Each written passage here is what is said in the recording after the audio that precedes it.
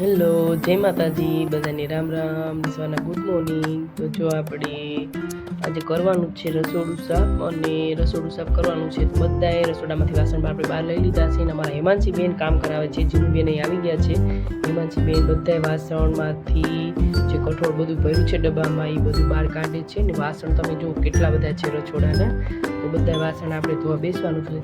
તો જો આટલા બધા વાસણ છે, અને છે એમાં એવું કે વાસણ છે જ્યાં રસોડામાં કેમ ચીકણું બધું હોય અને પાવડર છે નહીં, તો બધા વાસણ આજે આપણે આ સાબુથી ધોવાના છે. જોઈએ છે કેવા સારા થાય છે કે નહીં.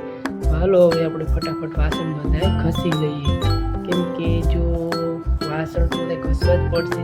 આપણે ફાઇનલી જો આપણે બેસી ગયા છીએ વાસણ ઉટકવા, અને ફટાફટ આપણે વાસણ બધા ઉટકવા માંડી, કેમ કે નકર પાર આવશે નહીં રસોડાનું.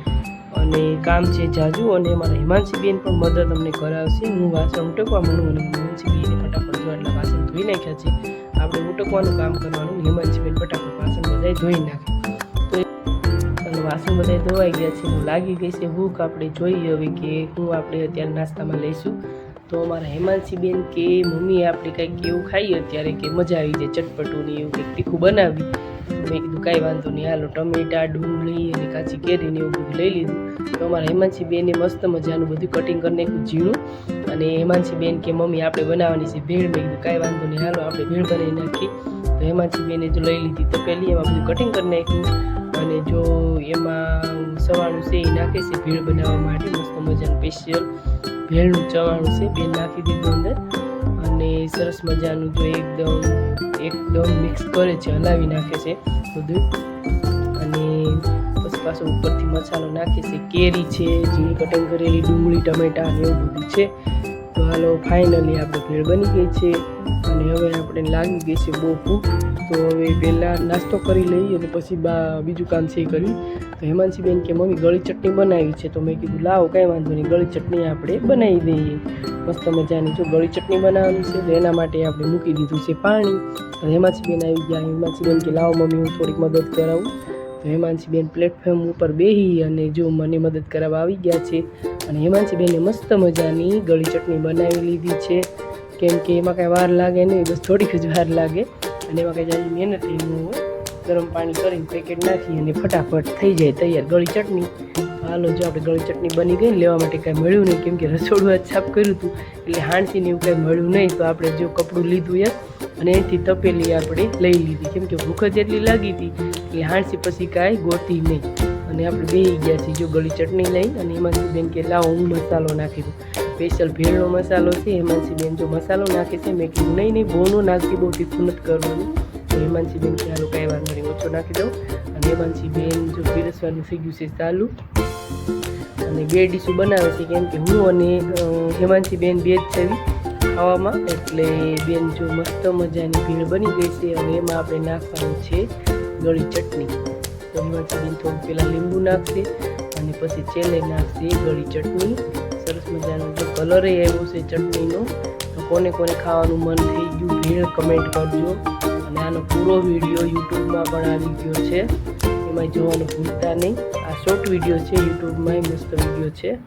તો હાલો હેમાંશી બેન તો ખાધી હશે, બેન કે બહુ મસ્ત છે, મારે રહેવાનું નહીં. મેં હું ખાઈ લો કેવું છે, એ તો લાગી છે બહુ ભૂખ. મારા ફાઇનલી બહુ મસ્ત બની છે. હાલો બધા ભેળ ખાવા. તો મસ્ત મજાની ભેળ બની ગઈ છે. પાછા આપણે કામે લાગી ગયા. અને કામમાં આપણે જો પાછા જે ડબ્બા ધોયા હતા એ ડબ્બામાં બધું હવે પાછું ભરી મૂકી દઈએ. કંટ્રોલની જે બધી વસ્તુ આપણે હોય બધી વસ્તુ જો આપણે ભરીને એ મૂકવા માંડ્યા. આમાં દાળ છે, પૌવા છે, પછી તુવેરની દાળ, કેમ કે દાળમાં તમારે બનતા હોય એમાંથી બેનને નહીં ભાવે વધારે. આ છે મેથી, પણ હજી એક વાર શાક કર્યું નથી, લઈ આવ્યા હતા બજારથી. અને બધા ડબ્બા આપણે ભરી મૂકી દીધા. અને પાછું જો રસોડું ધોવાનું કામ ચાલુ કર્યું.